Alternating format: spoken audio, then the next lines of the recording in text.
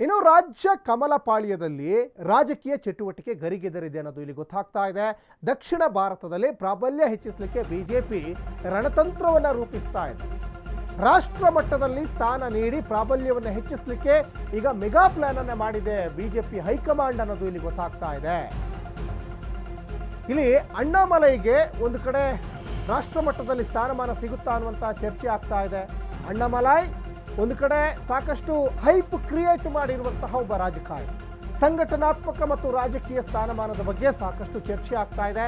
ತಮಿಳುನಾಡಿನ ಈ ಹಿಂದಿನ ರಾಜ್ಯ ಘಟಕದ ಅಧ್ಯಕ್ಷರು ಆಗಿದ್ರು. ಬಿಜೆಪಿ ಯುವ ಮೋರ್ಚಾ ರಾಷ್ಟ್ರೀಯ ಅಧ್ಯಕ್ಷ ಸ್ಥಾನಕ್ಕೆ ಹೆಸರು ಪ್ರಸ್ತಾಪ ಆಗಿದೆ. ಈಗ ಕೆ ಅಣ್ಣಾಮಲೈ ಹೆಸರು ಪ್ರಸ್ತಾಪ ಮಾಡಿ ಮಹತ್ವದ ಚರ್ಚೆ ಆಗ್ತಾ ಇದೆ. ಒಂದು ಕಡೆ ಮತ್ತೊಂದೆಡೆ ರಾಜ್ಯಸಭೆ ಸದಸ್ಯ ಸ್ಥಾನ ನೀಡುವ ಬಗ್ಗೆನೂ ಸಾಕಷ್ಟು ಚರ್ಚೆ ಆಗ್ತಾ ಇದೆ. ಈ ನಿಟ್ಟಿನಲ್ಲಿ ಅಣ್ಣಾಮಲೈಗೆ ತಮಿಳುನಾಡಿನ ರಾಜ್ಯಾಧ್ಯಕ್ಷ ಸ್ಥಾನವನ್ನು ತಪ್ಪಿಸಿ ಬೇರೆಯವರಿಗೆ ಕೊಟ್ಟರೆ ಹಾಗಾದರೆ ಈ ಥರನೂ ಚರ್ಚೆ ಆಗ್ತಾ ಇದೆ. ಯಾಕಂದರೆ ಬಿಜೆಪಿ ಉತ್ತರ ಭಾರತದಲ್ಲಿ ಸಾಕಷ್ಟು ಸ್ಟ್ರಾಂಗ್ ಇದೆ. ಉತ್ತರ ಭಾರತದ ಅನೇಕ ರಾಜ್ಯಗಳಲ್ಲಿ ತಮ್ಮ ಪ್ರಾಬಲ್ಯವನ್ನು ಜಾಸ್ತಿ ಮಾಡ್ಕೊಂಡು ಹೋಗ್ತಾ ಇದೆ. ಆದರೆ ದಕ್ಷಿಣ ಭಾರತ ಅಂತ ಬಂದಾಗ ಸ್ಪೆಷಲಿ ಕರ್ನಾಟಕ, ಕೇರಳ, ಆಂಧ್ರ, ತಮಿಳುನಾಡು ಈ ಭಾಗದಲ್ಲಿ ಸಾಕಷ್ಟು ವೀಕ್ ಇದೆ. ಕೇರಳದಲ್ಲಂತೂ ಬಿಜೆಪಿ ಇಲ್ಲವೇ ಇಲ್ಲ. ಕರ್ನಾಟಕದಲ್ಲಿ ಆಲ್ರೆಡಿ ಕಾಂಗ್ರೆಸ್ ಇದೆ. ತಮಿಳುನಾಡಲ್ಲಿ ಇಲ್ಲಿ ಕಾಂಗ್ರೆಸ್ಸು ಇಲ್ಲ, ಈ ಕಡೆ ಬಿಜೆಪಿನೂ ಇಲ್ಲ. ಅವ್ರದ್ದೇ ಆದಂಥ ಒಂದು ಸ್ಥಳೀಯ ಪಕ್ಷ.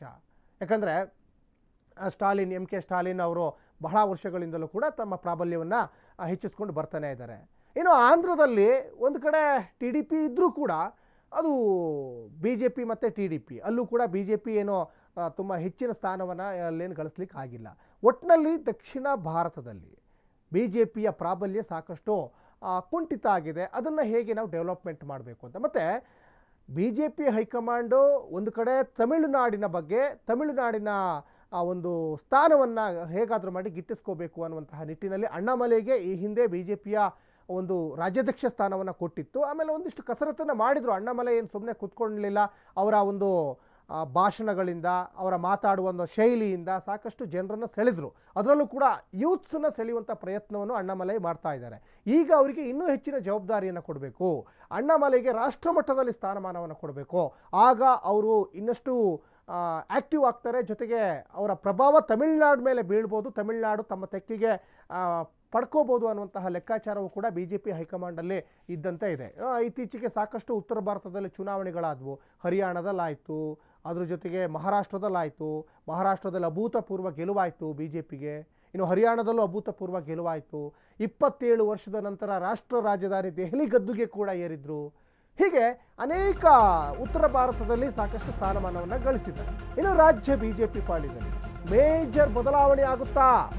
ರಾಜ್ಯದಲ್ಲಿ ಕೆ ಅಣ್ಣಾಮಲೈಗೆ ಸಿಗುತ್ತಾ ಹೊಸ ಜವಾಬ್ದಾರಿ? ಹಾಗಾದರೆ ರಾಷ್ಟ್ರೀಯ ಅಧ್ಯಕ್ಷ ಸ್ಥಾನದಿಂದ ತೇಜಸ್ವಿ ಸೂರ್ಯಗೆ ಕೊಕ್ ಕೊಡ್ತಾರ? 2020ರಲ್ಲಿ ರಾಷ್ಟ್ರೀಯ ಅಧ್ಯಕ್ಷರಾಗಿದ್ದರು ತೇಜಸ್ವಿ ಸೂರ್ಯ. ಈಗ ಸದ್ಯಕ್ಕೆ ಅವರು ಸಂಸದರೂ ಆಗಿದ್ದಾರೆ. ತೇಜಸ್ವಿ ಸೂರ್ಯ ಆಯ್ಕೆಯಾಗಿ 5 ವರ್ಷ ಪೂರ್ಣಗೊಂಡಿದೆ. ಹೀಗಾಗಿ ತೇಜಸ್ವಿ ಸೂರ್ಯ ಸ್ಥಾನ ಅಣ್ಣಾಮಲೈಗೆ ಒಲಿಯುತ್ತಾ ಅನ್ನುವಂಥ ಚರ್ಚೆ ರಾಜ್ಯ ರಾಜಕೀಯ ಪಡಸಾಲೆಯಲ್ಲಿ ನಡೀತಾ ಇದ್ದಾವೆ. ಅಣ್ಣಾಮಲೈ ರಾಷ್ಟ್ರೀಯ ಅಧ್ಯಕ್ಷ ಸ್ಥಾನಕ್ಕೆ ನೇಮಕ ಆಗ್ತಾರಾ ಅನ್ನುವಂಥ ಚರ್ಚೆಯೂ ಕೂಡ ಆಗ್ತಾ ಇದೆ. ರಾಜ್ಯ ಬಿಜೆಪಿ ಪಾಳ್ಯದಲ್ಲಿ ನಿಜಕ್ಕೂ ಮೇಜರ್ ಬದಲಾವಣೆ ಆಗೋದಾದರೆ ಅಣ್ಣಾಮಲೈಗೆ ಏನು ಸ್ಥಾನ ಕೊಡ್ತಾರೆ? ರಾಜ್ಯದಲ್ಲಿ ಅಣ್ಣಾಮಲೈಗೆ ಹಾಗಾದರೆ ಹೊಸ ಜವಾಬ್ದಾರಿ. ಏನು ಹೊಸ ಜವಾಬ್ದಾರಿ? ರಾಷ್ಟ್ರೀಯ ಅಧ್ಯಕ್ಷ ಸ್ಥಾನದಿಂದ ತೇಜಸ್ವಿ ಸೂರ್ಯಗೆ ಒಂದು ಕಡೆ ಕೊಕ್ ಕೊಡ್ಬೋದಾ? ಹಾಗಾದರೆ 2020ರಲ್ಲಿ ರಾಷ್ಟ್ರೀಯ ಅಧ್ಯಕ್ಷರಾಗಿದ್ದರು ಯಾರು? ತೇಜಸ್ವಿ ಸೂರ್ಯ. ಈಗ ತೇಜಸ್ವಿ ಸೂರ್ಯ ಆಯ್ಕೆಯಾಗಿ 5 ವರ್ಷ ಪೂರ್ಣಗೊಂಡಿದೆ. ಮತ್ತೊಂದು ಕಡೆ ಈ ಬದಲಾವಣೆ ಅನ್ನೋದು ಹೊಸ ಮುಖಗಳಿಗೆ ಅವಕಾಶ ಕೊಡುವಂಥದ್ದು, ಆಮೇಲೆ ಸಾಕಷ್ಟು ಟ್ವಿಸ್ಟ್ ಕೊಡುವಂಥದ್ದು ಬಿ ಜೆ ಪಿ ಪಾಳ್ಯದಲ್ಲಿ ಇದ್ದೇ ಇರ್ತದೆ. ಮತ್ತು ನೀವೆಷ್ಟೇ ಅಲ್ಲಿ ಬಿ ಜೆ ಪಿ ಪಾಳ್ಯದಲ್ಲಿ ಪ್ರಾಬಲ್ಯವನ್ನು ಗಿಟ್ಟಿಸ್ಕೊಂಡಿದ್ರು ಕೂಡ ಒಂದು ಹೊಸ ಮುಖನ ಅಲ್ಲಿ ತಂದು ಕೂರಿಸುವಂತಹ ಅನೇಕ ಇನ್ಸಿಡೆಂಟ್ಗಳು ಕೂಡ ಅಲ್ಲಿ ತುಂಬ ಬಿ ಜೆ ಪಿ ಪಾಳ್ಯದಲ್ಲಿ ನಡೀತದೆ. ನೋಡಿ, ಫಾರ್ ಎಕ್ಸಾಂಪಲ್ಗೆ ಹೇಳಬೇಕಂದ್ರೆ ಇಲ್ಲಿ ಪ್ರತಾಪ್ ಸಿಂಹ ಸಾಕಷ್ಟು ಹೈಪ್ ಕ್ರಿಯೇಟ್ ಮಾಡ್ಕೊಂಡಿರುವಂತಹ ಒಬ್ಬ ಸಂಸದರಾಗಿದ್ದರು.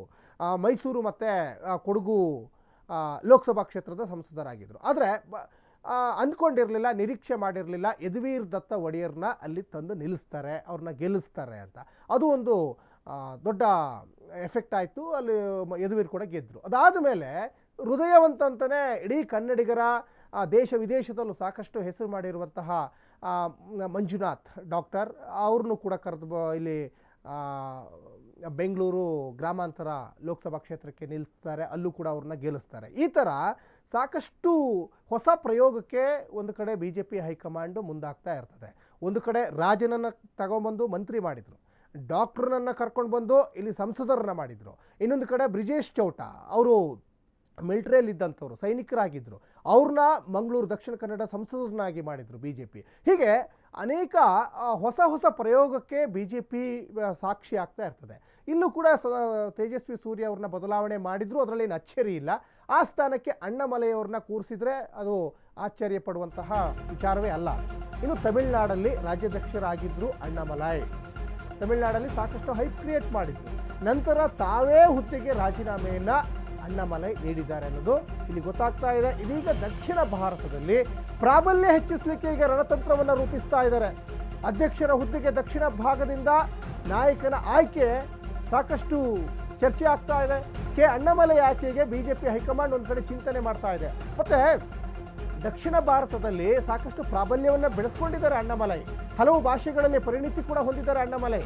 ಬಿಜೆಪಿ ಹೈಕಮಾಂಡ್ ನಾಯಕರೊಂದಿಗೆ ಉತ್ತಮ ಸಂಪರ್ಕ. ಈ ಹಿಂದೆ IPS ಆಗಿದ್ರು.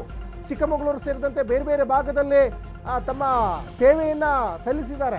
ಹೀಗಾಗಿ ಅಣ್ಣಾಮಲೈಗೆ ಸ್ಥಾನಮಾನ ಸಿಗ್ಬೋದಾ ಅನ್ನುವಂಥ ಚರ್ಚೆ ಆಗ್ತಾ ಇದೆ. ತಮಿಳುನಾಡಲ್ಲಿ ಅಣ್ಣಾಮಲೈ ಒಂದು ಕಡೆ ಸಾಕಷ್ಟು ಹೈಪ್ ಕ್ರಿಯೇಟ್ ಮಾಡಿದ್ರು, ಅಧ್ಯಕ್ಷರಾಗಿದ್ದರು. ಅದಾದ ಮೇಲೆ ಅವರೇ ರಾಜೀನಾಮೆಯನ್ನು ಕೊಟ್ಟಿದ್ದಾರೆ. ಇದೀಗ ದಕ್ಷಿಣ ಭಾರತದಲ್ಲಿ ಪ್ರಾಬಲ್ಯ ಹೆಚ್ಚಿಸಲಿಕ್ಕೆ ಒಂದು ಕಡೆ ರಣತಂತ್ರವನ್ನು ಬಿಜೆಪಿ ಹೈಕಮಾಂಡ್ ಏನಾದರೂ ಹೇಳ್ತಾ ಇದೆಯಾ? ಒಂದು ಕಡೆ ಅಣ್ಣಾಮಲೈ ಕನ್ನಡ ಸೇರಿದಂತೆ ತಮಿಳು ಸೇರಿದಂತೆ ಅನೇಕ ಭಾಷೆಯನ್ನು ಕೂಡ ಮಾತಾಡ್ತಾರೆ.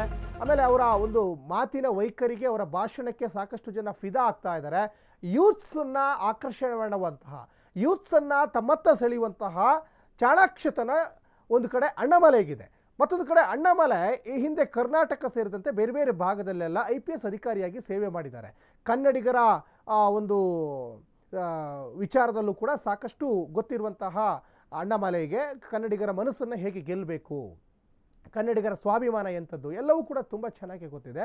ಅದ್ರ ಜೊತೆಗೆ ಒಂದು ಕಡೆ BJP ಹೈಕಮಾಂಡ್ ಒಂದೇ ಕಲ್ಲಲ್ಲಿ ಎರಡೆರಡು ಹಕ್ಕಿಯನ್ನು ಹೊಡೆಯುವಂತಹ ಕೆಲಸಕ್ಕೂ ಕೂಡ ಮುಂದಾಗ್ತಾ ಇದೆಯೋ ಅನ್ನುವಂಥ ಚರ್ಚೆ ಆಗ್ತಾ ಇದೆ. ಒಂದು ಕಡೆ ಅಣ್ಣಾಮಲೈಗೆ ಸ್ಥಾನಮಾನವೂ ಕೊಡಬೇಕು, ಜೊತೆಗೆ ತಮಿಳುನಾಡಿನ ಸ್ಥಾನವನ್ನೂ ಗಿಟ್ಟಿಸ್ಕೋಬೇಕು. ಈ ನಿಟ್ಟಿನಲ್ಲೂ ಕೂಡ BJP ಹೈಕಮಾಂಡ್ ಚಿಂತನೆಯನ್ನು ನಡೆಸ್ತಾ ಇದ್ದಂತೆ ಕಾಣಿಸ್ತಾ ಇದೆ. ಒಟ್ಟಿನಲ್ಲಿ ಕರ್ನಾಟಕ ಮತ್ತು ಬೇರೆ ಬೇರೆ ಭಾಗದಲ್ಲೆಲ್ಲ ಜನರ ವಿಶ್ವಾಸವನ್ನು ಗಳಿಸಿದ್ದಾರೆ ಪೊಲೀಸ್ ಅಧಿಕಾರಿ ಆಗಿದ್ದಂಥ ಸಂದರ್ಭದಲ್ಲಿ. ಈಗ ರಾಜಕೀಯದಲ್ಲಿ ಒಂದಿಷ್ಟು ಛಾಪನ್ನು ಮೂಡಿಸ್ತಾ ಇದ್ದಾರೆ ಅಣ್ಣಾಮಲೈ.